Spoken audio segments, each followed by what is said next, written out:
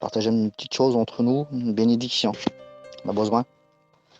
Voilà. On a besoin d'être choisi par le Seigneur. Qui voudrait être choisi? Je pense que beaucoup ont été choisis, mais les décisions, c'est dur à, à y répondre quand Dieu appelle, vous savez, c'est compliqué. Et pourtant, on demande toujours de l'aide au Seigneur. Chaque instant, on se réclame parce qu'on ne peut pas se passer de la bénédiction que Jésus offre au foyer et aux enfants. On a un Dieu rempli de grâce, avec une autorité et un amour de l'extrémité réellement. Et puis on est à côté de lui, puis on n'arrive pas à saisir tous les grâces, tous les cadeaux et toute la puissance que Jésus voudrait donner au foyer et puis à nous-mêmes. Dans les Actes des Apôtres, chapitre 6, verset 5, il est dit qu'il choisit Étienne.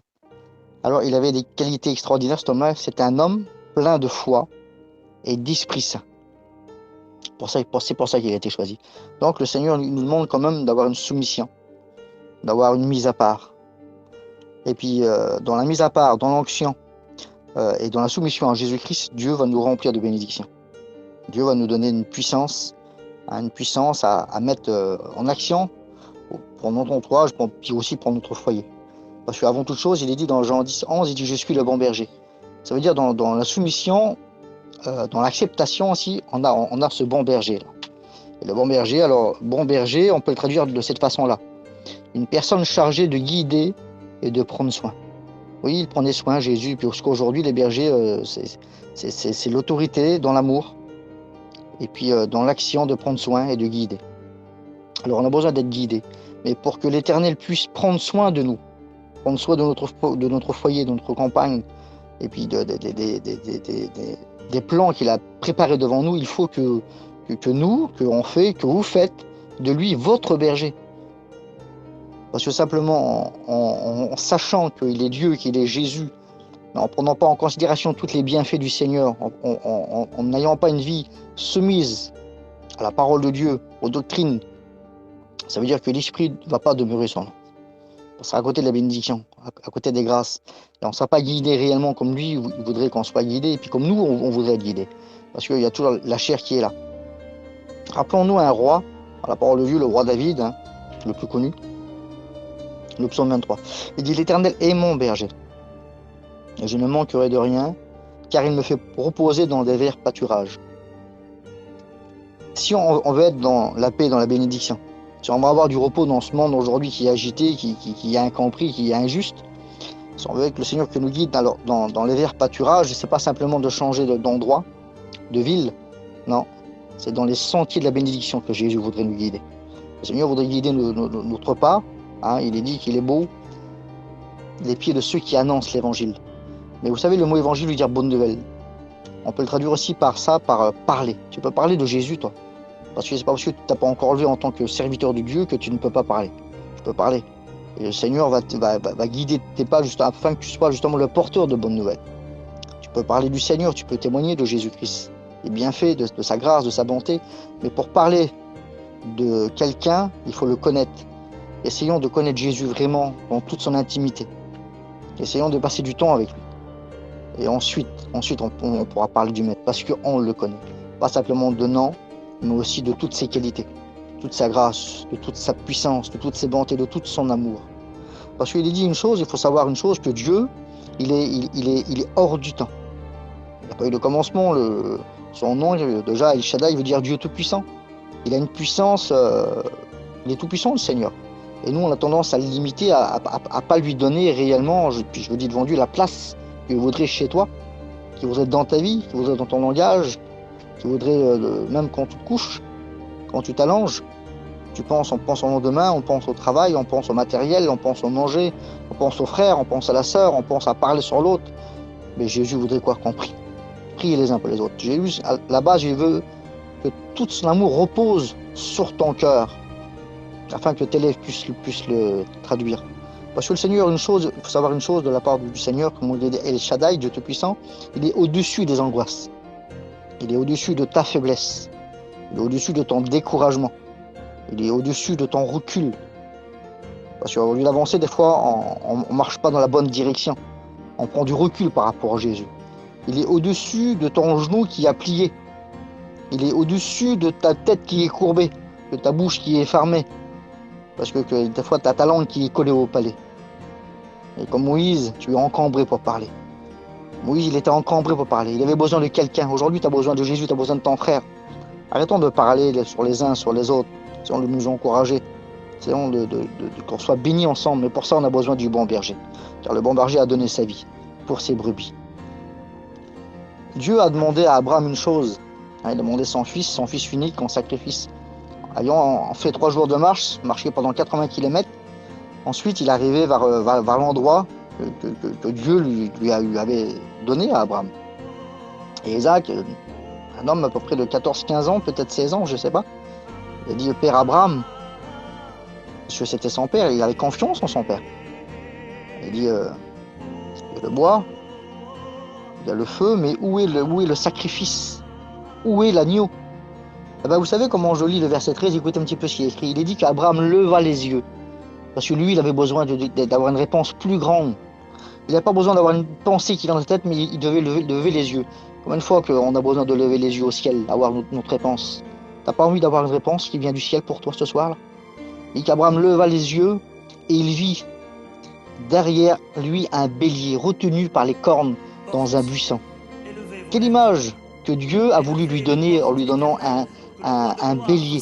C'était pas un agneau, hein, mais le bélier représentait l'autorité, les cornes, la puissance, et le buisson, on va dire, c'était l'image de la croix à en devenir.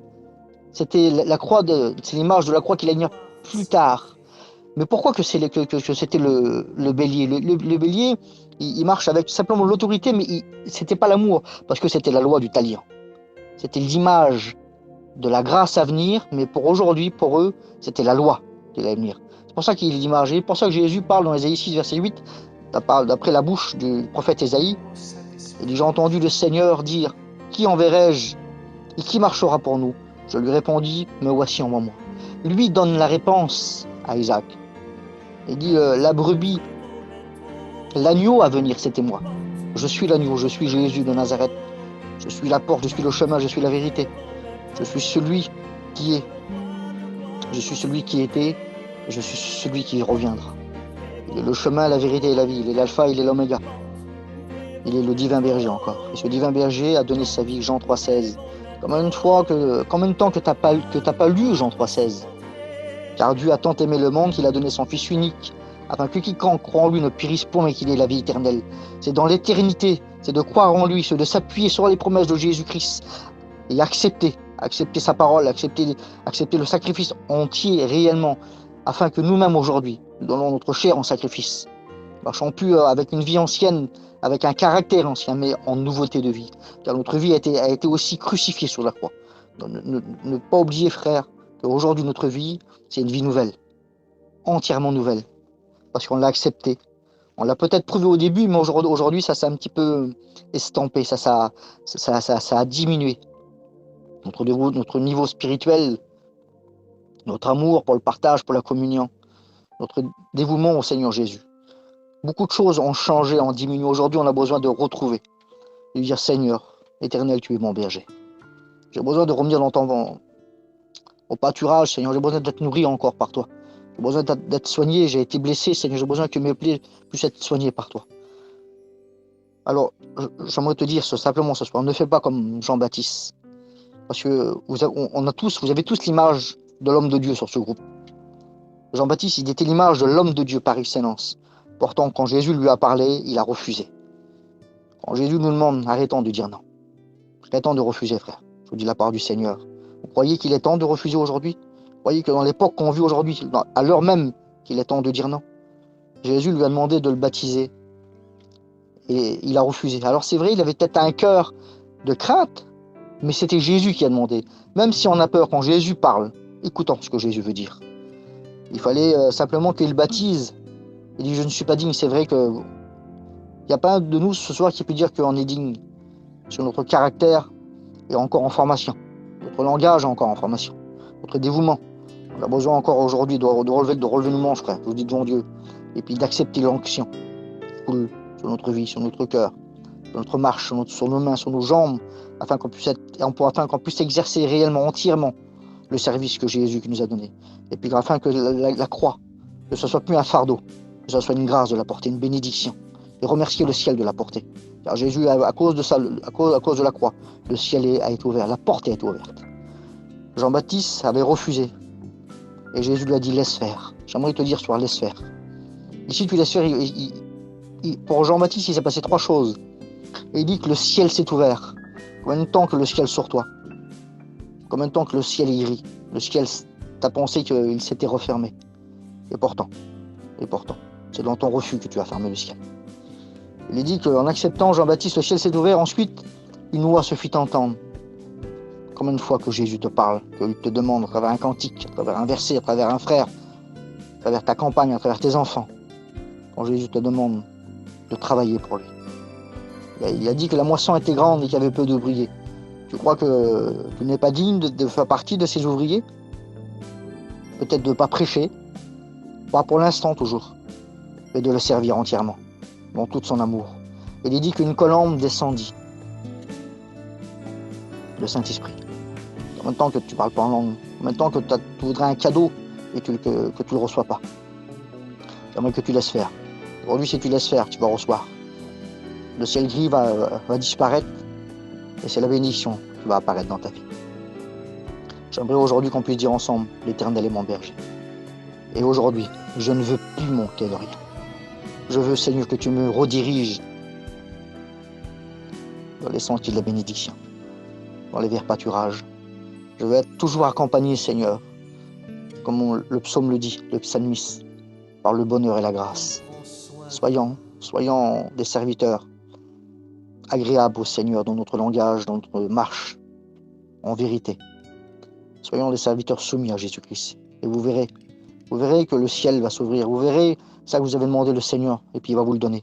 Parce que c'est pas un Seigneur qui est sourd pour entendre.